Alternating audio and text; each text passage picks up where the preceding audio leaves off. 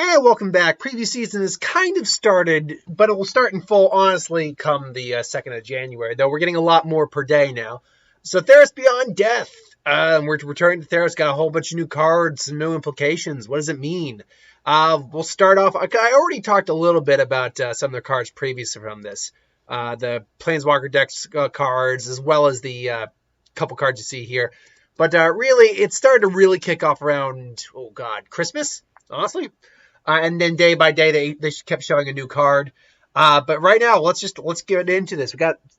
It says 16 new cards, but it's a bit more than that. We're not going over these cards because those are just, I think they're not the Brawl decks. They're, the specific packs, the collector cards, I believe.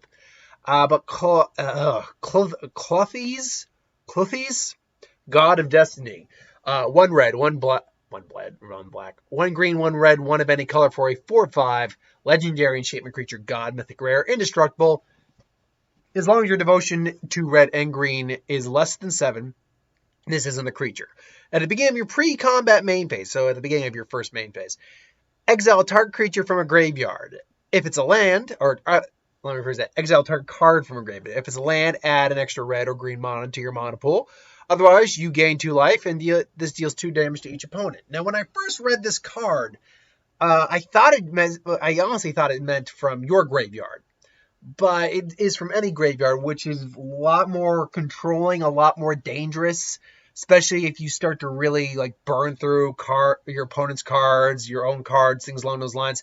You will do a lot of damage really quick with this card. Because really, if it's a land card, that's the only card you have to remove to get the mana part of this effect. Any other card that gets removed, artifact, creature, enchantment, sorcery, instant, planeswalker, it's going to deal 2 damage. So this is something that will very quickly, ping your, just burn your opponent out. Because you'll be obviously doing more damage beyond what this card is doing on its own as well, hopefully. So, this card needs an answer to it. It needs it fast. You're going to need to either exile it, bounce it, or do some form of removal for it that isn't destruction. Because otherwise, you're going to have a problem. You're going to have it quick.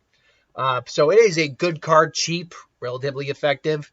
Doesn't have any extra effect to it, but doesn't need it. It is just a good card overall. Very good card. Gray Merchant of Asphodel. 2 black, 3 mana color for 2/4 zombie, uncommon. When this card enters the battlefield, each opponent loses X life, or X is your devotion to black, and you gain life equal to the life lost that way. Which means immediately when for 5 you're gaining 2 life, and they're losing 2 life for a 2/4. Look, I can see, because this card initially was a common, and it has slightly altered effect. But this is clearly an upgraded version of that card. I think I probably have a couple versions of that card somewhere. But this is a card that needs an answering. Let me rephrase that. This is not a card that needs answering to. This is a card that if you know you're in a sealed event, if you know your opponent is playing this card, you cannot let their board state get too large. It will get out of control, and it will be it will be insane, and you will take a giant point swing. It's not unrealistic to see this card be a 5 or 6 point swing, where you lose 6 life, they gain 6 life, and you are down nearly over a quarter of your life. So if you know they have it, you need to play around it. You need to make sure their board state does not get too out of control. The Binding of the Titans, very key title there. Uncommon, Saga, 1 green, 1 of any color. At the beginning of your end, as this card enters the battlefield or after your draw step, add a lore counter. So this card enters the battlefield. Each player puts the top 3 cards of his or her library into the graveyard. Then after that, you exile up to 1 target card from graveyards. Graveyards. For each creature card exiled this way, you gain 1 life. And then return target creature or land card from your graveyard to your hand. Interesting. And also interesting that... okay, sorry, we're getting advertising for something on TV. That I'm like, what? Is this station going to be showing My Hero Academia? No, it's not. It's apparently showing off for Funimation. Funimation now. Is that a channel or start watching for free? Okay. Anyway, so as a card, it's fine. You're gonna quickly go through crap that's already. I mean, if you play this like on turn 2, you may get nothing out of it. You may get everything out of it. It's kind of really depending on what the graveyard state is when you play this card. But more importantly, this showcases the fact that there are titans in Theros. That the gods, like in Greek mythology, the titans, Kronos being the father of Zeus, Hades, and Poseidon, there are titans that exist. Titans that may have even fathered or birthed the gods themselves. So at least like the core monocolors, which we're getting under a cycle of the same gods: Erebos, Perforos, Naila, Heliod, and Thassa will be there, and we already got 2 of them. Technically 3, but Perforos hasn't been fully revealed yet. So I like this more for what the flavor represents than what the actual card does. It's fine as a card, but just not something I'm really going to be keen on. Allure of the Unknown. 1 red, 1 black, 3 of any color for sorcery. Rare. Reveal the top 6 cards of your library. An opponent exiles a non-land card from among them, and then you put the rest into your hand. That opponent may cast that exile card, without paying its mana cost. Here's the problem with this card right away, is that they're getting something, you're not getting something. What I mean by that is they're not only, you may get 5 cards, especially if you're like down to like 1 or 2 cards in your hand or no cards in your hand, you top deck this, right on, you get cards in your hand again. And you have a full hand pretty much. That's fine, but you still got to play catch up to the fact that they took probably your best card out of that lot and put it on the field. This is not a card I would suggest playing unless you have a way of making a control deck. So, yeah, not a great card. Not a great card. Galia of the Endless Dance. 1 green, 1 red for a 2/2 legendary satyr, rare, haste. And other satyrs you control get +1/+1 and have haste. Whenever you attack with 3 or more creatures, you may discard a card at random, and if you do, draw 2 cards.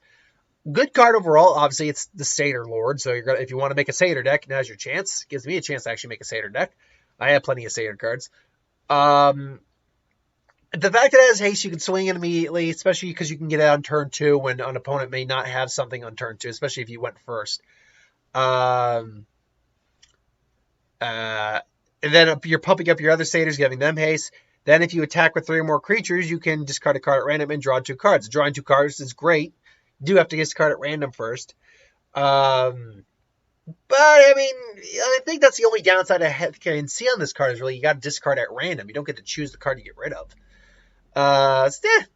Ultimately, it's a good card. If I get it, I'll look forward to making a deck with it. Tymerit calls the dead. Am I getting that name? Tymerit calls the dead. 1 red, 1 black, 2 of any color for a saga.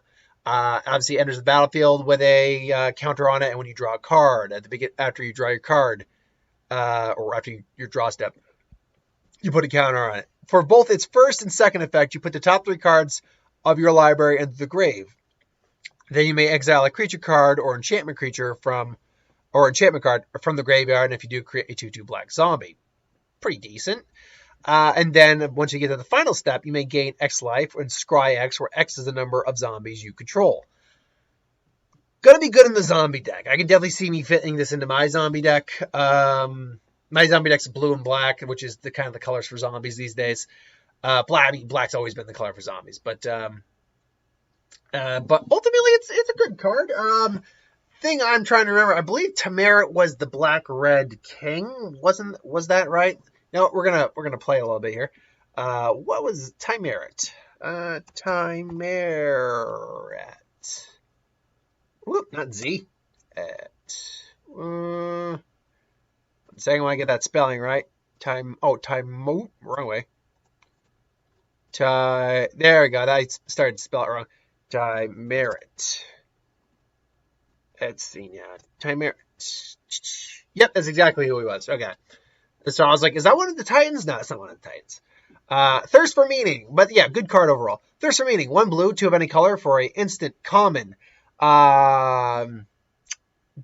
Instant common. Draw 3 cards, then discard 2 cards unless you discard an enchantment. So draw 3 cards and discard 1 at best.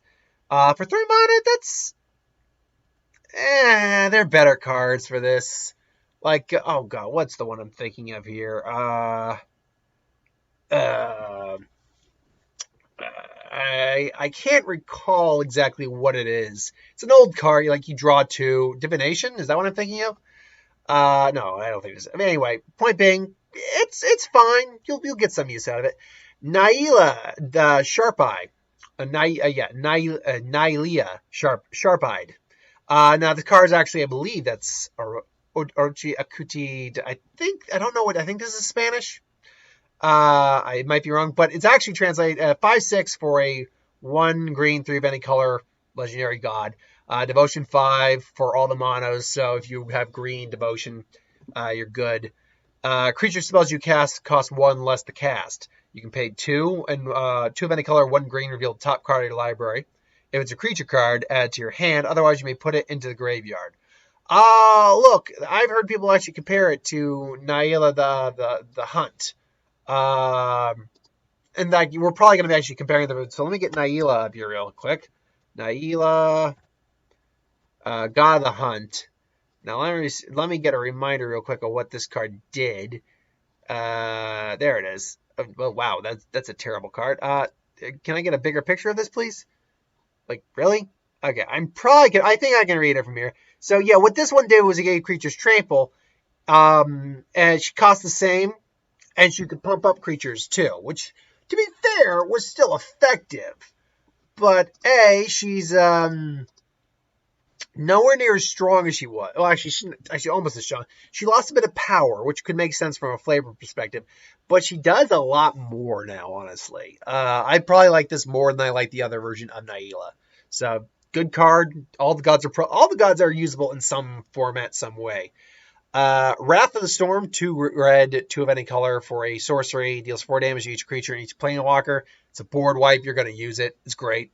Warden of the Chained can't attack unless, is a 4/4 Minotaur what? Minotaur Warrior. Okay. Minotaur Warrior that can't attack or block unless you have a creature with power 4 or is it another creature with power 4 or greater? Unless you control another creature with power 4 or greater. I'm noticing a bit more of these cards these days. Like, is this going to be a weird type of effect? I don't think they're going to keyword it at all, but I mean, this is fine, but you need another creature power 4 or greater. You have like Keothes, but you're gonna need her to become a creature. Same with any of the gods. So the gods are out of the equation, and when you're looking for that, I think this is deceptively not good. Like, you see 4/4 for trample for 3, and it just got that one requirement. You think, I can make that work. That's not as easy as you think. Because there's not many cheap creatures that are that strong. And then really you've just played 3 for a card that's not doing anything. Until you can get other cards that people will honestly just kill those cards with their effects or the card destruction to keep that thing from attacking. So ultimately, yeah, it's not that great a card in my opinion. Woe Strider is 1 black, 2 of any color for a 3/2 horror rare. Enters the battlefield, create a 0/1 goat creature token. Sacrifice another creature, scry 1. Escape, 2 black, 3 of any color, exile 4 other cards from the graveyard as long as that, and you can basically cast this from the grave. If you cast it from if it escapes, you put 2 +1 counters on it. Which makes it a 4/5/4 at that point, which makes it a much more dangerous individual. But at that point, you're casting it for 5, so but that being said, you're casting it for 5, you're getting another body. And then you can just sacrifice any amount of creatures to scry 1. What I don't get is why it makes a goat. That's the part that's got me a little confused. Like, what's with the goat? I mean, I get it. It makes a creature, it sacrifices the creature, it eats the creature, and then, or whatever, and, you're allowed to scry. But why a goat? Like, what? There's clearly flavor behind it, but I don't get the goat. Yeah, it's a good card, though. I mean, look, a 3/2 for 3 that it makes another body and then has an effect that's advantageous to you. There's nothing bad about that. So it's a good card. Just why a goat? Anyway, we got the allied temples now. I believe we had the enemy temples prior to this. So now we got the allied temples. Though I think there was, now that I say it out loud, pretty sure there was allied temples as well. Yeah, I'm pretty sure that we have allied temples. But we get allied temples again. Temple of Plenty, when it scries, enters the battlefield, scry 1 enters tapped. We got it for green-white. We got it for, let me rephrase that. Got for Selesnya, Rakdos, Azorius, Demir, and, think words here. Gruul. And we got the expanded art cards, which look, these are fantastic looking. Like the expanded art on these cards look fantastic. This is the concept that, I know Wizards are trying to do a lot of stuff like the, from the vault stuff and everything along those lines, but you know what? This is the kind of thing that really makes it more interesting. The expanded art looks fantastic on these, especially if you can compare, like, let's look at Temple of Deceit, for example. Great, good art, very solid. Now, compared to its more, blown out form, that looks good. Same for all of these. I mean, these all look great. Temple of Plenty looks fantastic, too. But I think this also gives us a bit of a hint of the multicolored gods, because here's the thing. We definitely got the mono gods back. We're not going to have all the multicolored gods, but I think we're going to still see a few of them. I think they're probably going to be like the major story playing gods, like the gods that actually play a factor in this actual story as a whole. And I think we're now seeing the gods like, so Kamametra, Mogus. Oh God, I'm going to see if I can remember all of them. Oh crap, and I'm already forgetting them. We have Kolith. I can't. I say it with a lisp. I'm throwing my words on that name. The god of destiny. Wow. Phoenix. Phoenix, that's it. And then that one is blinking. I'm blanking on the white blue god, unfortunately. But then we still have other cards too. Underworld Breach, 1 red, 1 of any color. Enchantment, rare. Each non-land card in your graveyard has escape. The escape cost is equal to the card's mana cost plus exiling 3 other cards from your grave. And at the beginning of your end step, you sacrifice Underworld's Breach. Basically, as I saw someone say in a comment, basically putting enchantment on a sorcery. You basically just did a sorcery. That's all. Or that's it. That's all you did. As for the card itself, it'll be good, really good late game. That one I can definitely say, especially if you don't have a lot of expensive cards. You could probably get 2 or 3 uses out of it in that turn, as long as you got a pretty stacked graveyard. But, yeah, you can get... Commander is going to have a pretty nice home. Other than that, though, I'll probably skip it if I get it in the pre-release. Erebos, Bleak-Hearted. Nice name. And look at that, by the way, we haven't seen Nailis yet, but look at that alternate art. Holy, give me a foil version of that, please. Yes, ma'am, sir. Erebos Black-Hearted is 1 black, 3 of any color for a 5/6 god. Indestructible. As long as your devotion to black is 5 or less, it's not a creature. Whenever another creature you control dies, you may pay 2 life, and if you do, draw a card. You may also pay 1 black, 1 of any color to sacrifice another creature. Target creature gets -2/-1 until the end of turn. Now, if we compare this to the original Erebos, I'm just going to get Erebos up here real quick.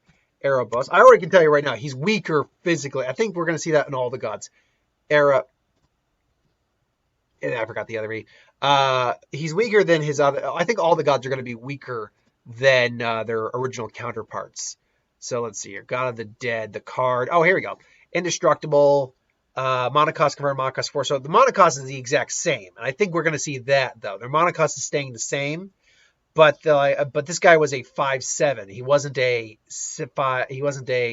5/6. So he's actually, unlike Naili, which just took a drop in her power, this guy took a drop in power and toughness.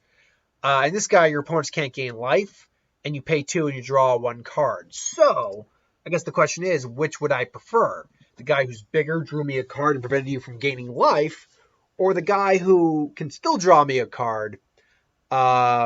In fact, actually, now that I'm looking at this, his effect is...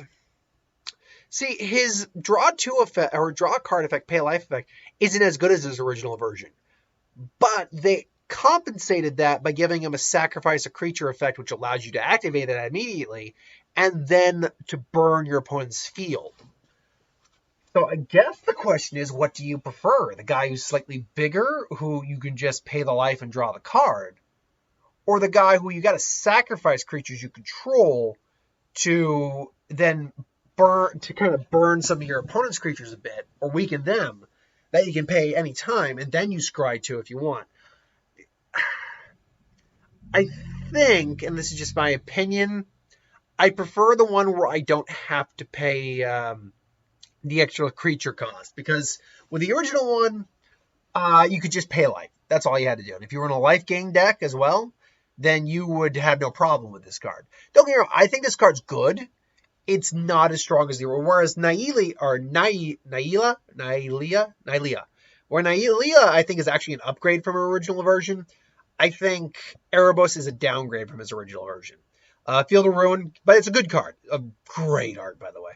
Just Field of Ruin. Gets reprinted, destroyed, add colorless mana, pay 2, tap it, sacrifice a, or destroy target non-basic land opponent controls. Each player searches their library for a basic land card, puts it in the battlefield, then shuffles their library. I'll actually pass on that. I don't like to give my opponent stuff.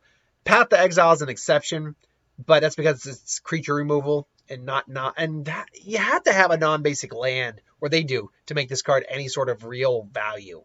Otherwise, meh. Just kind of meh. I'm gonna save Nick's Lotus for last. Brine Giant. This is an interesting guy. 1 blue, 2 of any color for a 5/6 giant. Spells. This spell costs 1 less to cast for each enchantment you control. I actually have a blue enchantment deck. It's actually pretty fun. I would imagine, though, that this thing should have been an enchantment creature looking at it, but whatever. That being said, look, it's a 7 mana 5/6 on its own, but in this set, you're obviously going to have some enchantments. If you have at least 3 enchantments on the field, that means you've already shaved off 3 of its mana cost. That means you're now casting a 5/6 for 4. That's playable. So, really, it's just a matter of sitting on this card long enough to play it for a cheap cost. And frankly, in a set that's focused on enchantments, that's not that hard to do. So, not a bad comment at all. I like this guy. I'm curious why, because they make mention of the fact he came from the ocean. Why they didn't give him like a merfolk giant combo? You could have done that. Nick's Lotus is the last card of the day. Enters the battlefield tapped, fair, at 4 mana.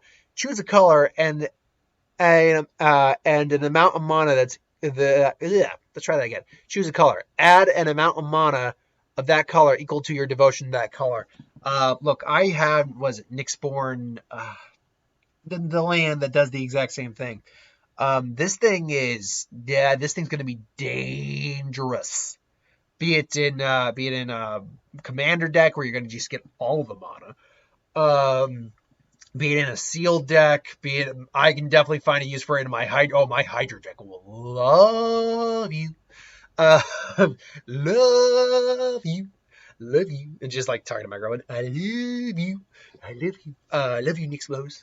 But look, there he is. There's little Nick's Lotus right above my finger there. Look at him. Orange, I love you. Okay, that's enough of that. So yeah, great. So far, I mean, I'm not loving every card I see in the set, but I never do. But look, it's a lot of good stuff coming out here. I'm still interested to see what our third Planeswalker is going to be. Because right now we have Elspeth, Sun's Nemesis. We need the story context on that spear. Why Ashiok gave her that spear. Ashiok is also pretty good. By the way, their alternate arts are awesome. But the question becomes is that, at least from a story perspective, what the hell is Ashiok's endgame? We know that it's clear that he wants Elspeth to break out of Nyx and basically break down. I think because Binding the Titans is a card he wants the Titans released. They're kind of like the Eldrazi of Theros in some ways. And I believe it said that if the Titans are released, that they're going to wreak unspeakable horrors on Theros. Now, clearly, he wants to exploit. Clearly, Ashiok wants to exploit that for some reason. I'm not using he because we don't know for a fact if it's a he or a she or just gender neutral.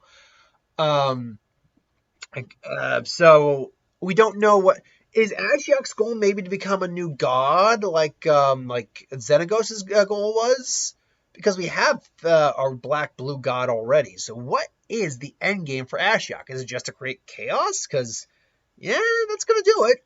I don't know. Let me know in the comments below what you think. But until then, thanks for watching. Hope you enjoyed. I'll be back each day with some more Magic videos. 'Tis the season for the Magic. Best time of the year, spoiler season, preview season. Good times. Till then, thanks for watching. Hope you enjoyed, and I'll see you folks next time. Later.